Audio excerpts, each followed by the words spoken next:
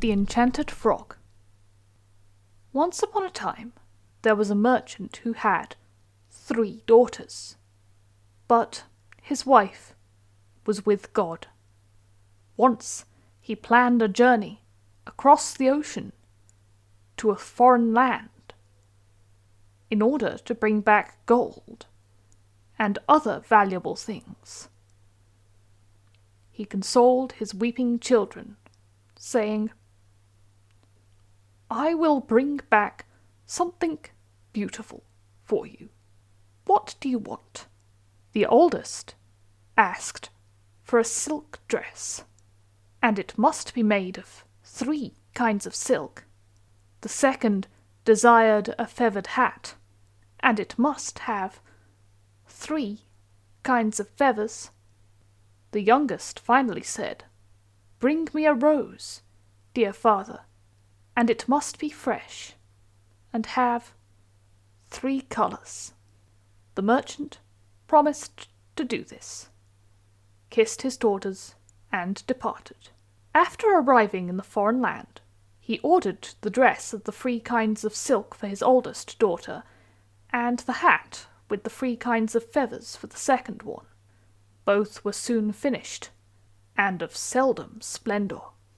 Then he sent messengers throughout the entire country to seek a 3-colored rose for his youngest and dearest daughter, but they all returned empty-handed. And even though the merchant had promised a high price, and even though there were more roses than there are daisies here, sadly he set off for home and was downhearted the entire voyage. This side of the ocean he came to a large garden in which there was nothing but roses and roses. He went inside and looked, and behold, on a slender bush in the middle of the garden there was a 3-colored rose. Filled with joy, he plucked it, and was about to leave, when he was magically frozen in place. A voice behind him cried out, "What do you want in my garden?" He looked up. A large frog was sitting there, on the bank of a clear pond, staring at him with its googly eyes. It said, "You have broken my dear rose. This will cost you your life unless you give me your youngest daughter to wife." The merchant was terrified. He begged and pleaded, but all to no avail, and in the end he had to agree to marry his dearest daughter to the ugly frog. He could now move his feet, and he freely walked out of the garden. The frog called out after him, "In 7 days I shall come for my wife." With great sorrow the merchant gave his youngest daughter the fresh rose, and told her what had happened. When the terrible day arrived, she crept under her bed, for she did not want to go at all. At the hour of noon a stately carriage drove up.